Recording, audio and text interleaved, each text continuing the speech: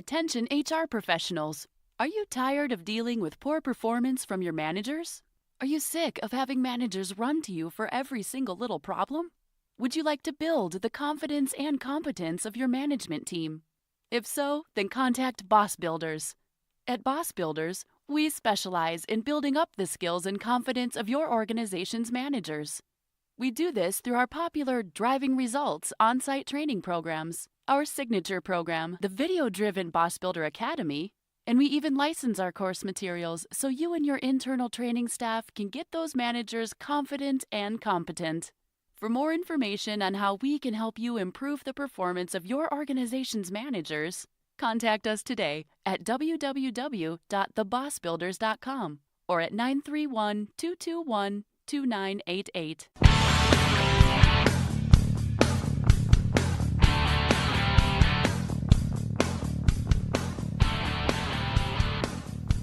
Well, hello and welcome to this episode of the Boss Builder Podcast, the podcast for those of you who are new to supervision, those of you in the role and struggling, and even those of you who are thinking about one day making the important transition to management.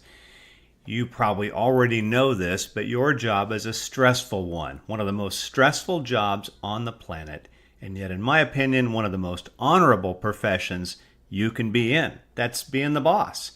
Well, because it's stressful, we want to give you some resources to help you. Today's guest is a good friend of mine. Her name is Linda Coveney. Linda is a health and wellness expert. She's a fitness coach. She's got great tips on stress. And so if you're the boss and say, I'm going to tune this one out because I'm not into that touchy-feely mindfulness crap, you know what? Quit whining, sit down, and listen.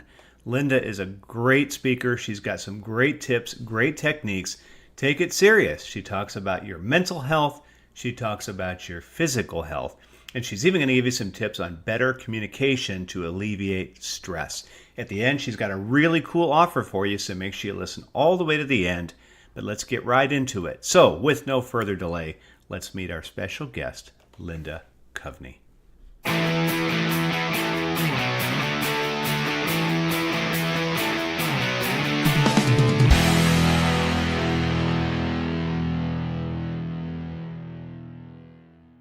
Linda Coveney, welcome to the show.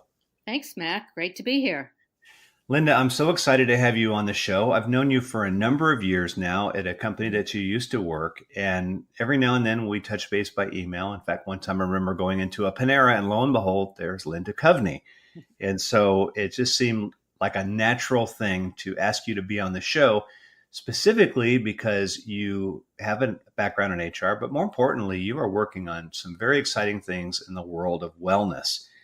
I've got a bunch of questions that I want to ask you, but before we do, let's talk about your background, your work in HR, and then, what made you decide to make this change? Okay, well, great. So I've had a long career in corporate, basically working for two global organizations, Jacobs Vehicle and Legrand, a power and data and light company.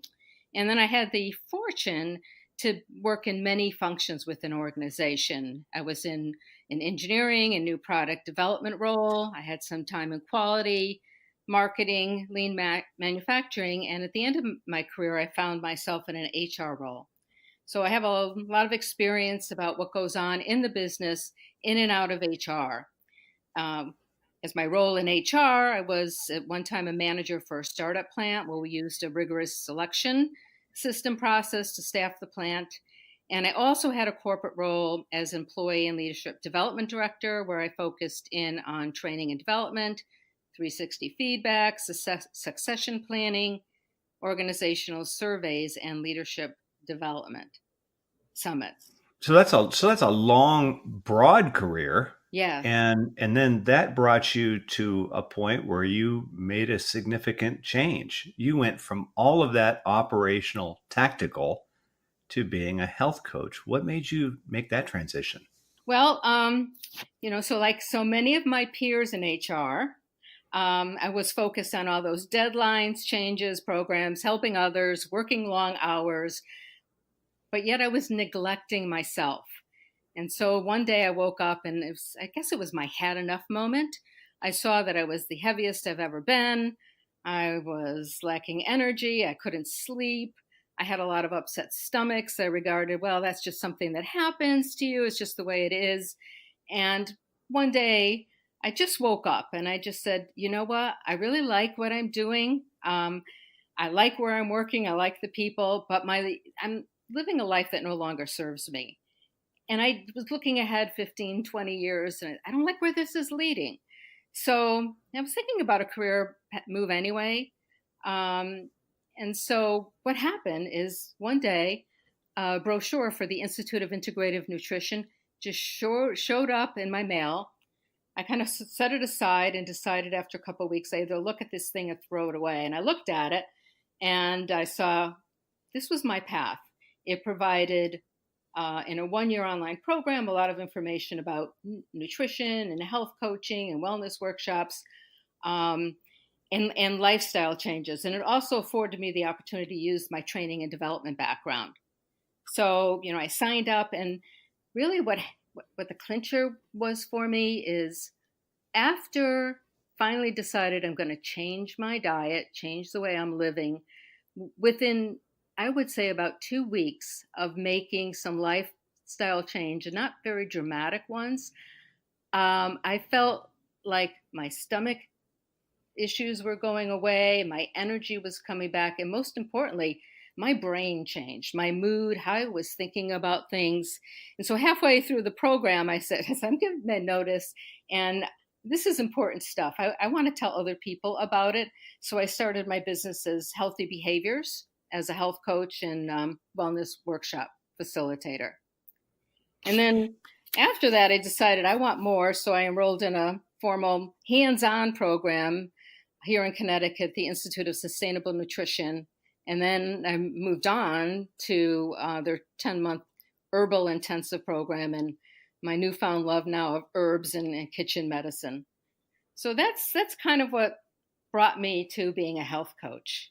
It's interesting because, Linda, you and I go back a number of years. I can't remember how many exactly, but I would do some projects with you a couple times a year. And when you started getting excited about this, I remember you sharing with me, I could see a difference in you as well. Not that you were never unpleasant or grumpy with me, but I saw kind of a new excitement in you before you made your transition out. Mm-hmm.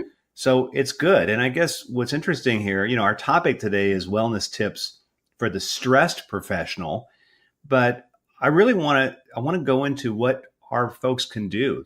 I'm sure everybody who's listening to this is probably feeling some sort of stress right now, which is hopefully why they tune into my podcast. Mm-hmm. So before we get into some tips for dealing with stress, what is the impact of stress on a person?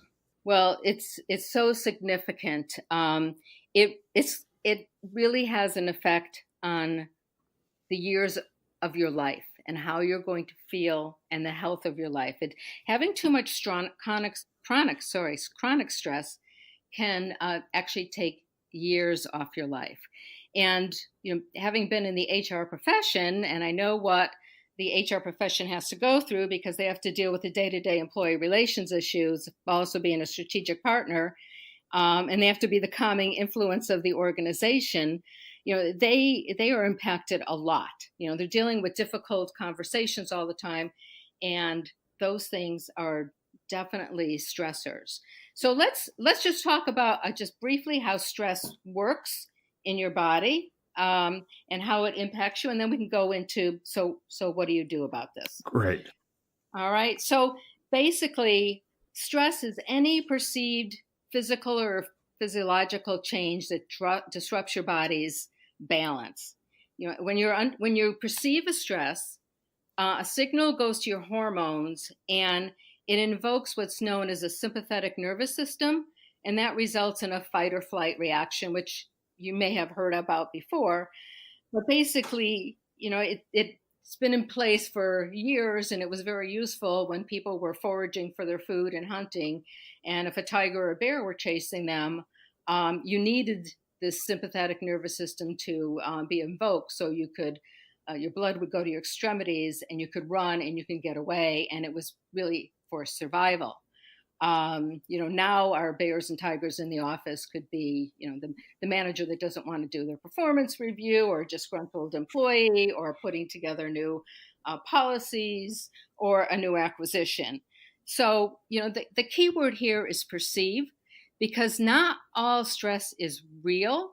Sometimes, and I think this is important for today, when we're watching TV and there's a show about murder, or there's a show about a hurricane, or a tidal well, a tidal wave, our body can't distinguish that we see that and we feel that stress, and our body can't distinguish that that's not real.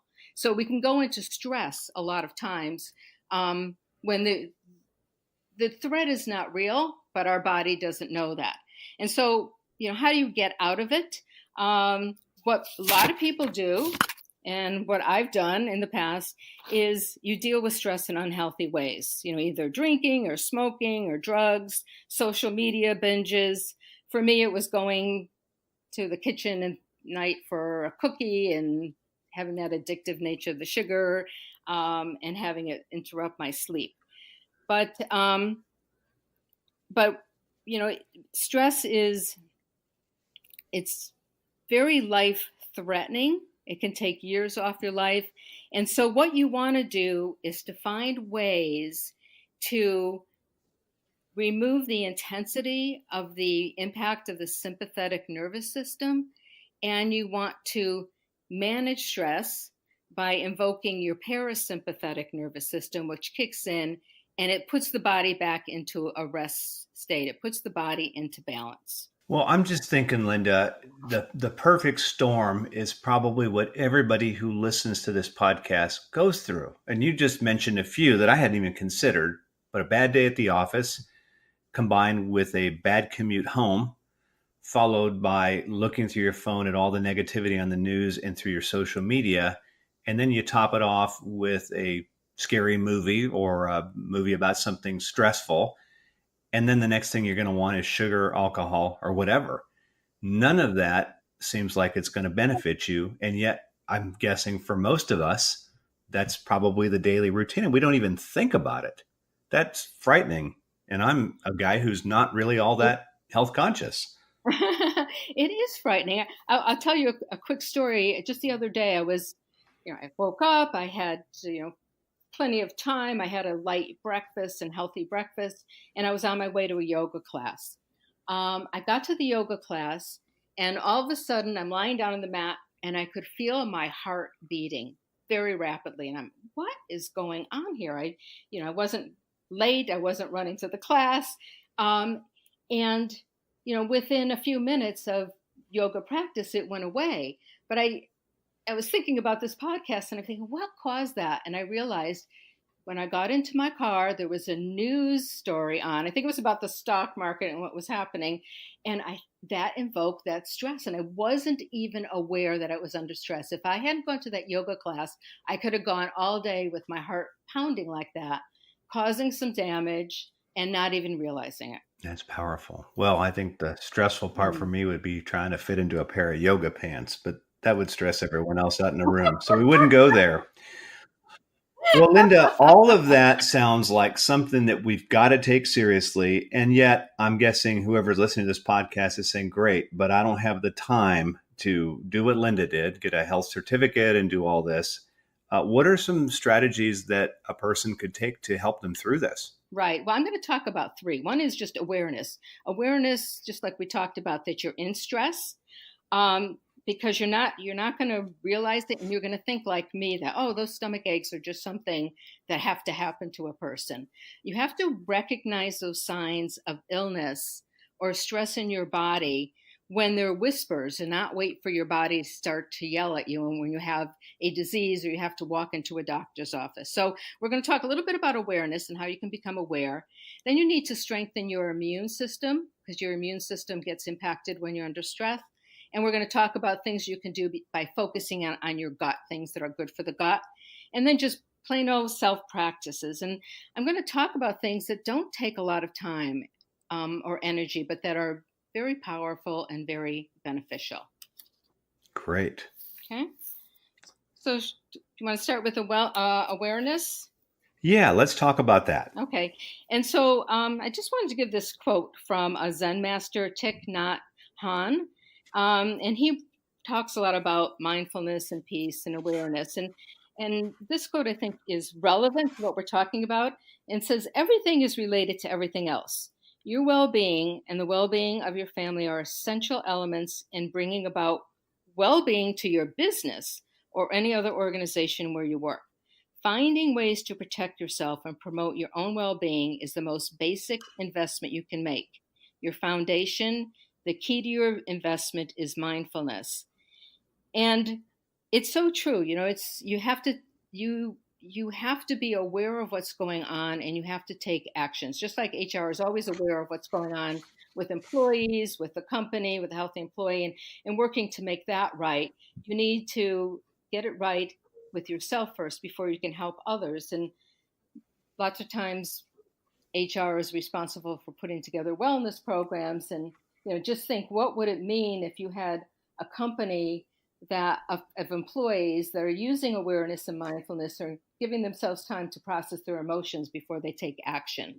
What would that look like, and how much more time would you have in productivity when you weren't dealing with a lot of stressful things that get in the way, and sick days and things of that nature? So, really, it's really paying attention to your body. Your body will give you signals. And when I work with clients, I tell them, you need to be your own best nutritionist. And you can do this just by listening to what your body's telling you, by what you're taking in your lifestyle, what you're taking in your food, but you just have to pay attention. And so when we are aware of these signals, it's better, we're better able to put our body back in balance. And so one really easy way to do this is just breathing. And if you don't mind, I'd like to do just a little exercise. And just as a little context on this, there's science. Sure. We have a vagus nerve in our body that connects the gut to our brain. So everything is connected, everything is aligned.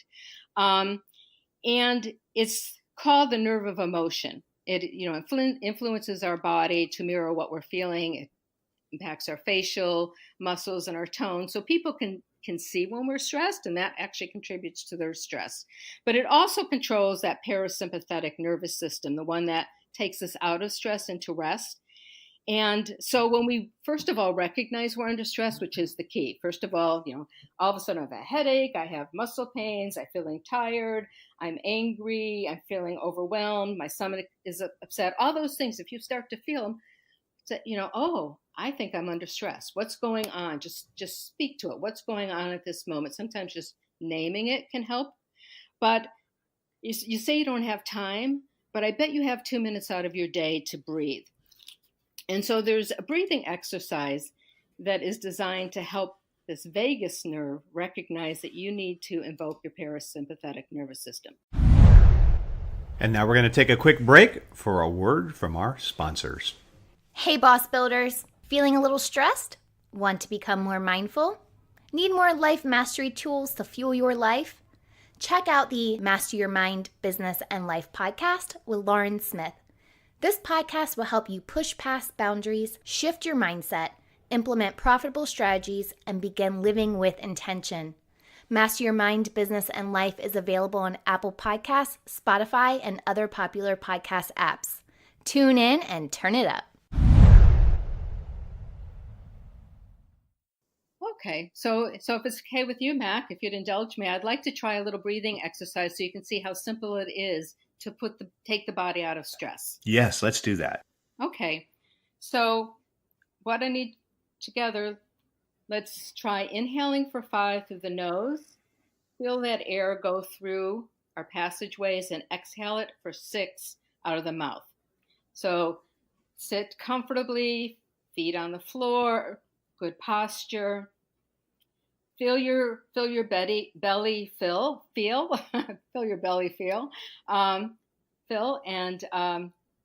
let's take an inhale through the nose. 1, 2, 3, 4, 5, and exhale through the mouth.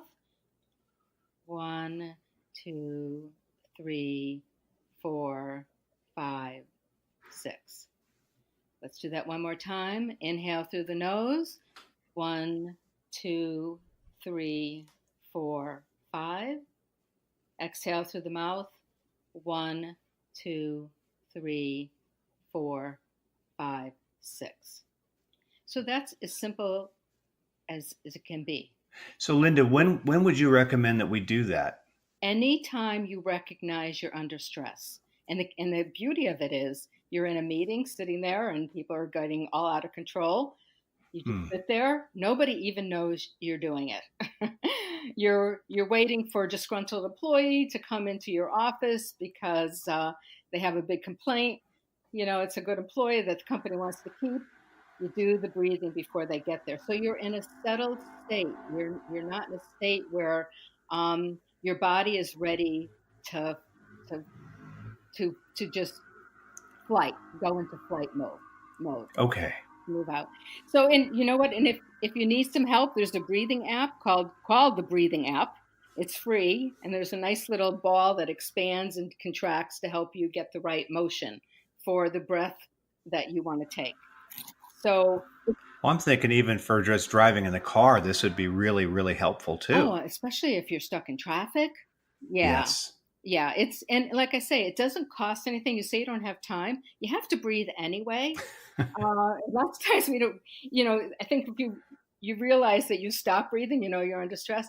It's just so powerful. And I think the thing is so important to know that, the body has provided us with everything we need. They provide us to be in survival with the sympathetic, and they also provide us to rest and relax and have a good, healthy, long life with the parasympathetic nervous system. So, that's one thing you can do anytime. Laughing is also important. So if you're having lunch with some friends or coworkers, what you want to do is you want to have kind of a healthy lunch, and you want to have it with positive people that are having some light conversation. The worst thing you can do is have lunch with people who are grumbling about what's coming, a lot of negative talk. It's going to upset your digestive system, and it's just going to put you in a state of stress. So laughing, finding a way to laugh. If you want to turn on a podcast, a funny podcast, or TED Talks for a couple of minutes, that will help too.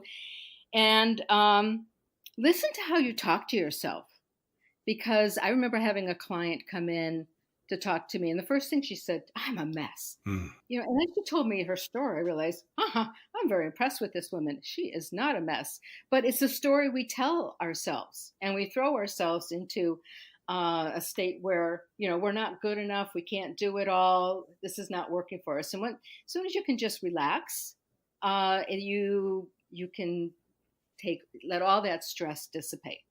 So we can't stop stress. There's always going to be stress in our life. What we need to do is manage it before it manages us.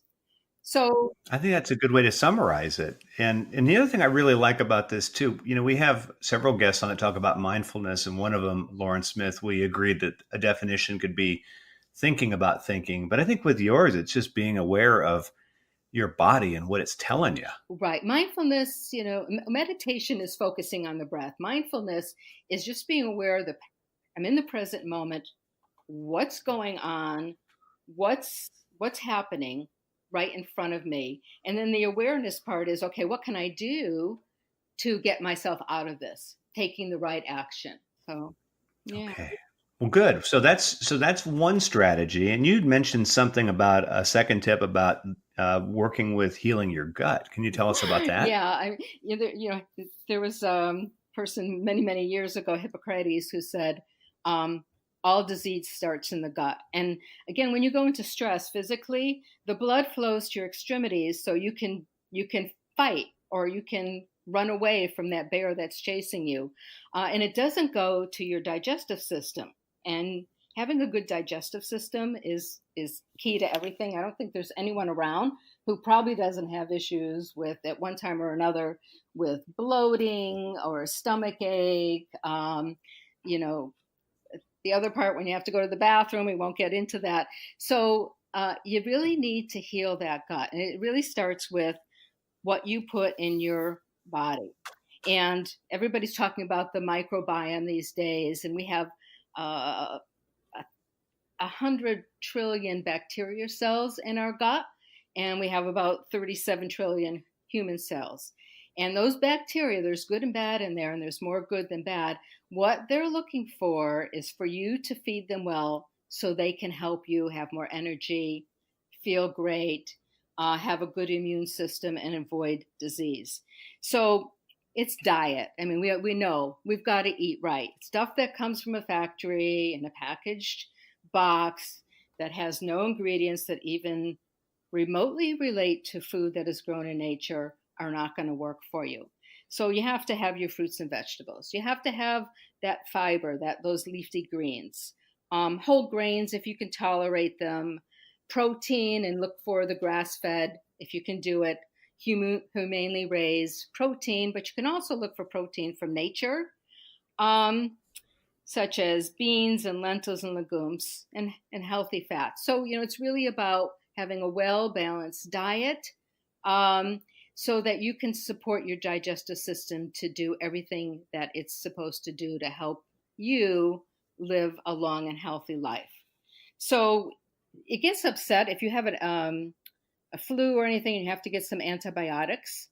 Then it's important to get some probiotics, either in pill form. You can get them over the counter to put that body back in balance, because when you get the antibiotic, it kills the good cells and the bad cells. You want that balance to be back. And even in hospitals now, when they're giving antibiotics, they've learned enough to give you those probiotics as well. Also fermented foods, sauerkraut, beet kvass, kombucha, stuff I've actually learned to make. Kimchi, miso, tempeh, all those fermented foods are very good because they will feed your gut and help it do all the things that it's supposed to do. The other thing is eat mindfully. So chew your food, eat at a slow pace. Multitasking is going to be the death of us probably. You don't want to be multitasking when you're eating. You want to eat when you're eating. That's that whole mindfulness process. And I know when I went to the Institute of Sustainable Nutrition, and there'd be maybe 30 of us in a room, and we'd all get our food, and before we would even eat, we'd stop and we'd have somebody do a meditation and just talk about looking at our food. And you're eating healthy if you see a lot of bright stuff that was grown in nature and colorful foods on your plate that look vibrant, that will make you vibrant. And we would just appreciate the hands that grew the food and got the food to us, and the hands that made the food, and then start eating, sometimes silently, sometimes with pleasant conversation. Really key. And I'm sure you can attest to how many times you see people, and I've done it in the past too, eating in their car, eating, working on the computer, checking email, taking a call. We do it to ourselves. We just do it. And again, it doesn't take that much more time. So the one thing I will say though is you have to not eat the sugar. You know that because it's addictive and it's just going to upset everything and lead to inflammation. But people are stressed when they think they have to change their diet. So if you're listening and you're eating all those processed foods, and you go, I don't know if I can give that up, don't worry about it. Take one step to add one good thing into your diet and notice that awareness, notice how it's making you feel. And hopefully, if you're eating the good foods, it'll make you feel better and it will change your cravings over time. It won't be overnight. It'll take a little discipline. It'll take some preparation, but make one small change at a time, and that will lead to more positive changes. And eventually you will see what foods look good, that they're going to nurture you, and what foods look like there's no energetics, they're kind of dead, and they're just going to add to your stress.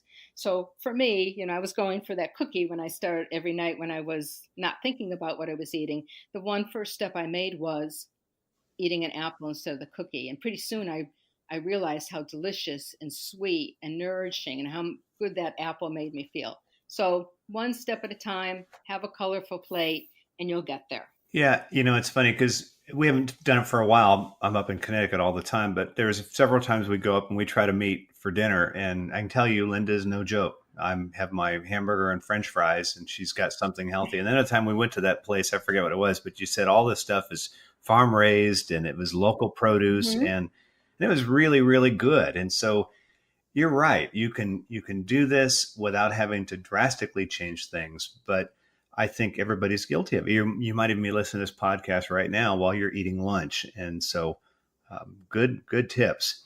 So that's the second suggestion, and the third one you said was self-care practices. So tell us about that, Linda. Right. In HR especially, we put others' needs in front of our own. So you have to come up with your own nourishing menu of lifestyle behaviors because it can't just be the food. You have to take care of yourself, exercise, obviously. Always go back to the breath. If you could take a yoga or meditation class, that's great. I know that's not for everybody. If high stress exercise is good for you, just make sure that your breath and your exercise is matching one another. Unplug. The other day, I turned off all the signals on my devices, and I feel like I'm on vacation because I'm not getting that stimulus. Uh-oh, ding, I have to respond to it. And lots of times it's not something that I really even want to respond to. So find ways to unplug. Be with like-minded people. Find those people that want to do the same things that you want to do. I know when I was in my training and development role, I was the one person in the organization. So I found people by going to seminars that had similar interests, and I would meet with them, have lunch, and I would, trade notes about what's going on in the training development world. But you can do that if you're having stress with your job in HR or you have situations that are coming up that are stressful that you don't know how to handle. Find people on the outside that you can have a confidential conversation with, put your mind at ease. You're not the only one dealing with these things. So find ways to make connections that work for you. Sleep, it's a hard one. I just downloaded this app called Calm, CALM, and I tell you, they have sleep stories. So it's like being a kid again with somebody reading you a book. And I fall asleep before they're over. And it's great. And I use teas a lot and things like that. And you know what? It's okay to do nothing. It's okay to do nothing. Schedule an hour or something where you can just do nothing and don't feel guilty about it. Walk in nature is a good one. If you can't get out into nature, bring some nature into your office with plants or flowers or pictures, sounds, plant a garden, aromatherapy. Avoid those toxic conversations and toxic people if you can. That's great. So those are just a few things that people can do. Just incorporate them into your life. Well, what about, so you've said, we talked about the gut, good food and all that. What about, is there any supplements you'd recommend? Are those even worth taking? What are your thoughts on those? Yeah, I mean, I think if you're just taking supplements and you're not eating good food, you're just wasting your money. And there are some supplements that people need. Us in the Northeast up here, we need our vitamin D because we don't get sun for most of the year. But that's, I think, a conversation between you and your medical practitioner based on your blood tests. But what I have discovered when I took a herbal intensive course is the power of a category of herbs that are called adaptogens, and they do just what their name says. That they have medicinal processes. Because if you think about herbs and plants and things like that, they have to undergo a lot of stress just to stay. They got the wind, they got the rain, they got the winters. They have to fortify themselves in order to even come out of that ground every year. And sometimes they come out through concrete. So that's tenacity for you. But so they have developed these category of herbs, developed medicinal properties that can help take you out of stress. So there's about 10 of them, but I just want to talk about 3 of them that I've used. And one is called ashwagandha, and I'll just spell that in case anybody wants to know. It's ASHWAGANDHA. And it's a calming adaptogen, very effective for anxiety, fatigue, cloudy thinking, stress-induced insomnia, rich in iron, and again, just perfect for stress release. So these they grow in subtropical climates, so I haven't grown them, but I purchased capsules, and I've also gotten some roots from people and made a tincture, which is just a concentrated liquid form of herb that's easy to take and will last long. The other one I like is gotu kola because I call it the brain herb. It's a circulatory tonic for the brain. It enhances memory, um, helps with antidepressant. It's anti-inflammatory.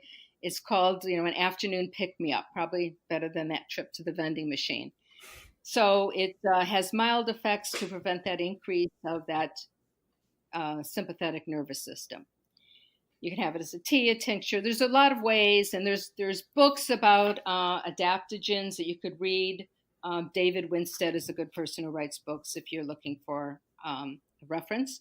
And then my favorite one is called Holy Basil, not to be confused with the basil that you put when you're having a Mediterranean meal. It's called Tulsi or sacred basil. It's my favorite because I grow it. And just when it comes up, the smell alone is so intoxicating, so great that all you have to do is smell it and stress goes away. But it purifies the energy centers. It brings joy and enlightenment,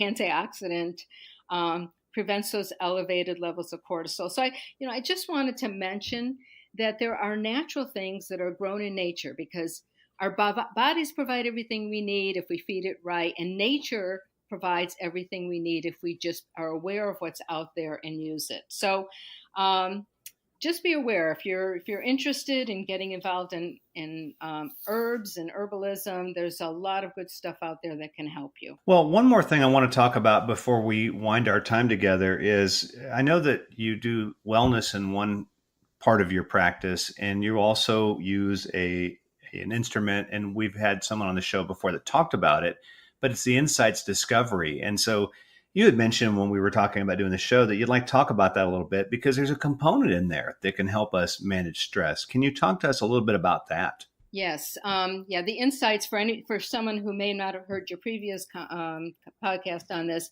it's really a system that I gravitated to because it's based on the work of Carl Jung, but it's an easy to understand and immediately actionable system of understanding the 4 different personality styles through the use of something that is called by insights called the color energies. So if you're fiery red, you're competitive, demanding. Sunshine yellow, you're persuasive, dynamic. You focus on the future. Earth green, caring, encouraging, thinking about the people. Relaxed and cool blue, focusing on the logic. And so within the system, and I won't get into all of that now, there's a way to understand who you're going to have the most difficulties communicating with and what you can do to reduce the stress in that situation by knowing what they need and how to give them more of what they need in the communication. It takes away the personal nature of, this person just doesn't want to listen to me. They want to go the way they want to go and take action where I need time to think about it. You can kind of pull all that away and say, it's not against me. It's just who they are. They're just being who they are. I'm being who I am. Let's kind of meet in the middle and see if we can give each other what we need. And through this common language within an organization, powerful things can happen. I've done it, with hundreds and hundreds of sales associates, and they found that they were selling to people on how they liked to sell, and they started to look at the system and realize I need to sell to them the way they like to be sold to, or the way they like to be communicated with. But the other thing I'll just share is one powerful thing that I found through this system is by understanding the personality styles, what's behind it, what you need in terms of communication, what happens when you overuse the system and you're under stress. What it does is it helps people to understand others. That kind of goes back to that. Everything is about awareness, right? And you have a newfound value of people that you maybe have avoided because they're not like you and they like to do things different than you. All of a sudden you realize, wow, they bring a lot of value to the table that I didn't want to recognize before. And it enhances your life and enhances their lives as well. So I feel like it can really help with productivity and problem solving. And it's a wonderful tool and people just love it. They have a lot of fun with it. It's not too serious. You get to make fun of who you are and how you like to act and what you need, and it breaks down barriers. No, I like it. Well, Linda, you've given us a lot to think about. Some remedies that may be just between our ears, some with supplements, a lot of thought, and even something around communicating and having better relationships. Is there a way you can sort of tie all of this together for us? And then I'm going to be really interested in you telling us how we can get a hold of you. You've got a lot to offer, and I'd love for us to be able to reach out to you. Well, thank you, Mac. So I guess, to summarize, mindfulness, focusing on the breath, understanding patterns. What are the patterns of your current life that may or may not be serving you? Don't just accept them.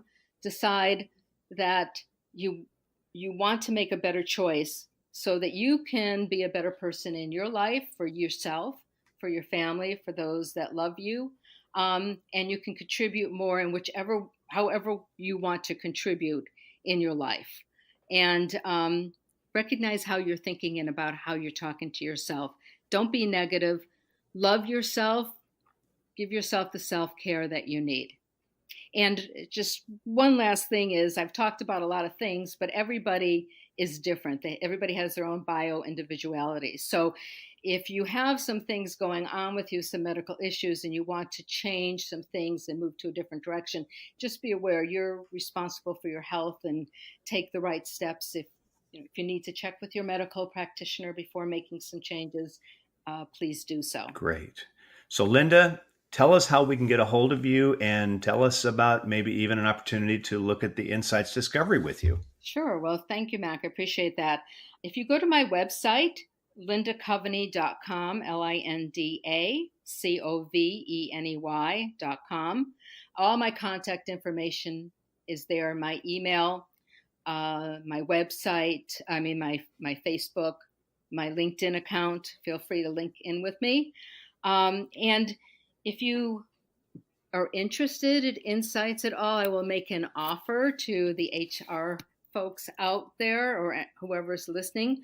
I could offer you a free insights profile. You take a quick 25-question survey or assessment, and it'll come back with a 20 or something page report that will help you understand your color energy, how you're showing up, the overview of how people see you, how you want to be communicated with, and how you can manage and motivate others. So there's a wealth of information there. But if you're interested, you can either go to my website and find me, or I'll tell you Linda Coveney at Comcast.net. And just say you're interested in the Insights Discovery Assessment, and I will send you a link where you can take that survey and get your report, and we can talk about it. That's great. It's a great offer. If you don't take Linda up on it, shame on you. She's got good stuff to offer. Linda, I'm really, really happy you could join us today. It's been great knowing you all these years, and I'm excited to continue our partnership on things together. Thank you so much for taking time out of your busy schedule to be with us today. Well, thanks, Mac. Thanks for inviting me to join you on this podcast. I appreciate it.